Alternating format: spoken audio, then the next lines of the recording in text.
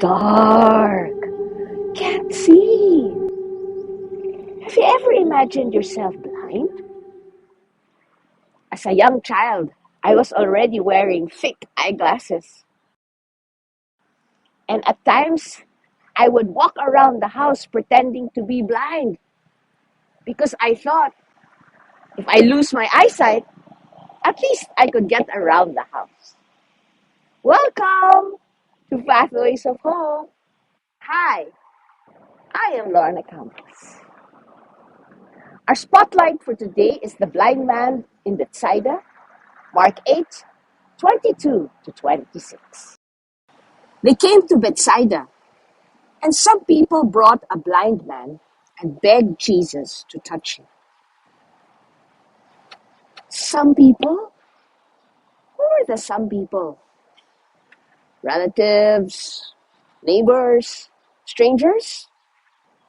How did they get him there?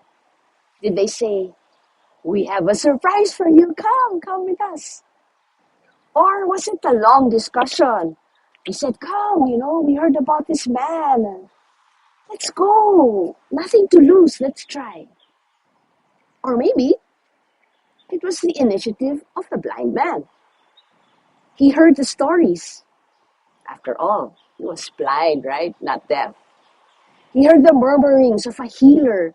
So he shouted to those around him, "Bring me to this man. Bring me to Jesus."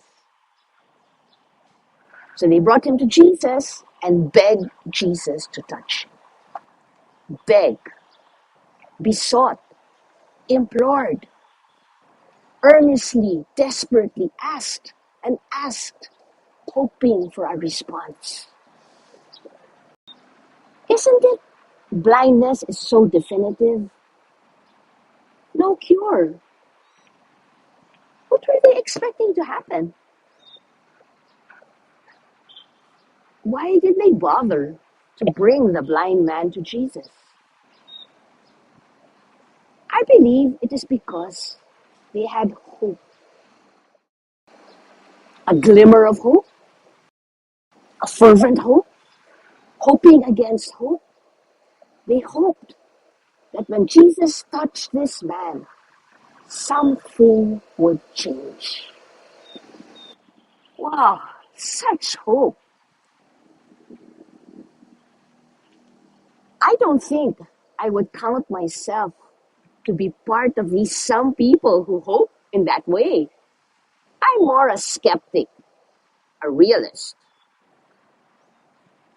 I would say that's impossible, don't bother. And yet, the hope of the some people made a difference, awakened hope, and opened doors to God's healing touch.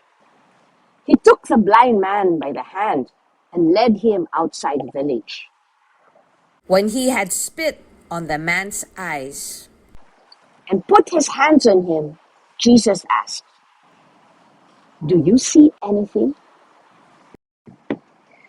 Jesus spat, put it on the man's eyes. Yuck. It's a good thing the blind man didn't see what was coming, right? He looked up and said, "I see people. They look like trees walking around." Once more, Jesus put his hands on the man's eyes. Then his eyes were opened. His sight was restored. And he saw everything clearly. My three realizations for today: hope is contagious, hope is Jesus, healing is a process. Hope is contagious, like a spark from a match that can lead to a blazing fire. Hope is Jesus. We are not hoping on unsure things. Our hope is on solid ground. Our hope is in Jesus, who is love, who is power. And healing, it's a process. It takes stages. Sometimes very fast, sometimes long in coming. So our action steps for today, two things. Spread and beg. Spread. Be a virus carrier. Spread the virus of hope. You know, there might be a blind man there. Someone you need to bring to Jesus. Someone who's so hopeless.